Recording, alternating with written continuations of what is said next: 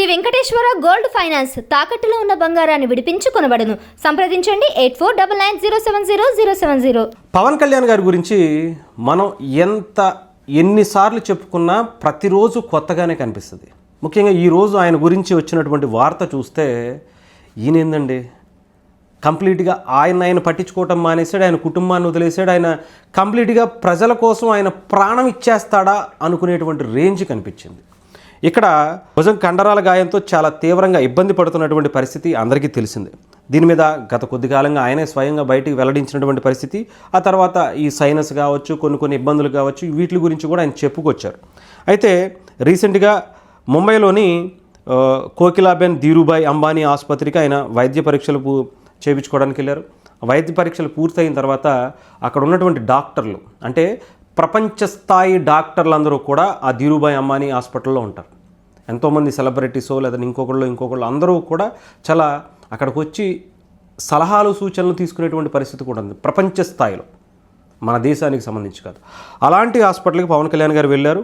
వెళ్ళిన తర్వాత రెండు భుజాలను నిశితంగా పరిశీలించి వైద్యులు రొటేటర్ కఫ్తో పాటు భుజానికి సంబంధించినటువంటి రెండు కండరాల్లో గాయం తీవ్రంగా ఎక్కువైంది, దీనికి సంబంధించి వెంటనే శస్త్రచికిత్స అవసరం అని చెప్పి చాలా క్లియర్గా చెప్పారట. పవన్ కళ్యాణ్ గారు మాత్రం నేను అధికారికంగా చేయవలసినటువంటి కార్యక్రమాలు చాలా ఉన్నాయి, అవి పూర్తి చేసుకుని వచ్చి నేను మీ దగ్గర ట్రీట్మెంట్ తీసుకుంటానని చెప్పేసి వచ్చేసారట. ఆయన గత కొద్ది కాలంగా ఈ షోల్డర్కి సంబంధించినటువంటి పెయిన్స్ చాలా విపరీతంగా ఎక్కువైపోతున్నాయి.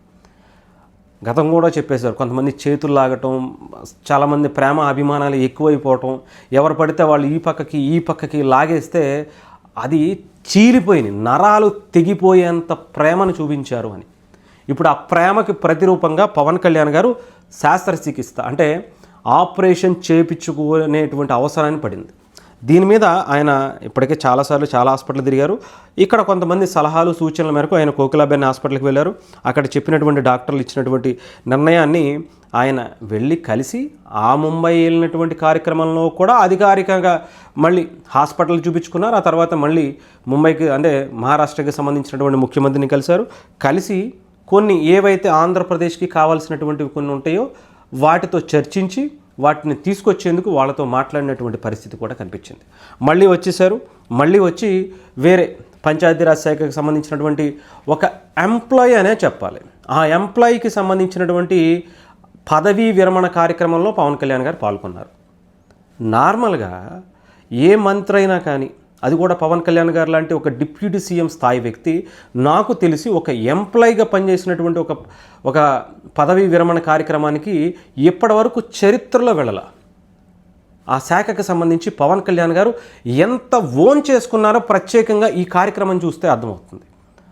ఆయన వెంటనే అక్కడ ఆపరేషన్ చేయించుకోవాలని చెప్తే అక్కడ ఆయన ఆపరేషన్ నాకు ఇప్పుడు కాదు, నేను వెళ్ళాల్సినవి చేయవలసిన కార్యక్రమాలు ఉన్నాయి, అవి కనీసం నేను ఎంతో కొంత వాళ్ళకి బాధ్యత అప్పచెప్పి నేను వస్తాను అని చెప్పి వెంటనే మళ్ళీ వచ్చేసాడు. ఆయన ఆ అధికారిని సత్కరించి ఆయన గురించి 4 మాటలు మంచిగా చెప్పి, నాకు తెలిసి పంచాయతీరాజ్ శాఖ చరిత్రలో, అది భారతదేశంలోనే, ఆంధ్రప్రదేశ్ మాత్రమే కాదు భారతదేశ చరిత్రలో, దానికి సంబంధించి నేను ఒకటి చదివి వినిపిస్తాను. ఒక వ్యక్తి ఆయన అడిషనల్ సెక్రటరీగా పనిచేసినటువంటి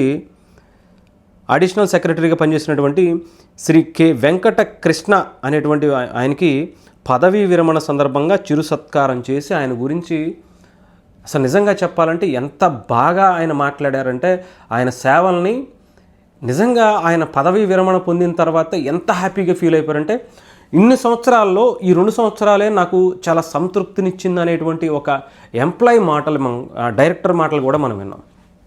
అలాంటి పంచాయతీరాజ్ శాఖ అనేటువంటి ఒక శాఖకి పవన్ కళ్యాణ్ గారు వని తేవటమే కాదు, ఆ కుటుంబాన్ని మొత్తాన్ని కూడా పవన్ కళ్యాణ్ గారు ఓన్ చేసేసుకున్నారు. పంచాయతీరాజ్ శాఖ అంటే ఏదో ఒక గవర్నమెంట్కి సంబంధించినటువంటి ఒక సపరేట్ టీం మాత్రమే కాదు, అదొక నాది అనేటువంటి, నా కుటుంబం లాంటిది అనేటువంటి దాన్ని పవన్ కళ్యాణ్ గారు తీసుకోవటమే కాదు, ప్రతి ఎంప్లాయీలో కూడా ఇది నా కుటుంబం, ఇది నా శాఖ, ఇది నా పనితనం ఎలా ఉండాలి అనేటువంటి దాని మీదే వాళ్ళలో కూడా ఆ నమ్మకాన్ని నింపినటువంటి వ్యక్తిగా పవన్ కళ్యాణ్ గారిని చూడాలి. సో ఎలా రిజల్ట్ వస్తున్నాయి అనేది ప్రత్యేకించి మనం చెప్పాల్సిన అవసరం లేదు. ఎంతోమందికి ఎన్నో సంవత్సరాల నుంచి పెండింగ్లో ఉన్నటువంటి ఏమంటారు ఉద్యోగాలకు సంబంధించినటువంటి పదోన్నతులు ఇవన్నిటిని కూడా పవన్ కళ్యాణ్ గారు వచ్చిన వెంటనే ఒక్క రూపాయి తీసుకోకుండా వాళ్ళకి ఇచ్చినటువంటి పరిస్థితి కూడా కనిపించింది. సో ఏదేమైనా సరే పవన్ కళ్యాణ్ గారు ఫస్ట్ ప్రజలే, అంటే దేశం ఫస్ట్ అంటారు కదా, ప్రజలే ఫస్ట్, ఆ తర్వాతే తన కుటుంబం ఇంక ఏదైనా సరే అనేటువంటి దానికి పవన్ కళ్యాణ్ గారు ఈరోజు ఆయన చూపించినటువంటి దాన్ని నిదర్శనంగా మనం చూపించుకోవాలి. ఏదేమైనా సరే పవన్ కళ్యాణ్ గారు లాంటి వ్యక్తి ఆ శాఖకి దొరకటం అదృష్టం, ఆ శాఖని ఆయన తీసుకోవటం ప్రజల అదృష్టం అని మరోసారి స్పష్టమైంది.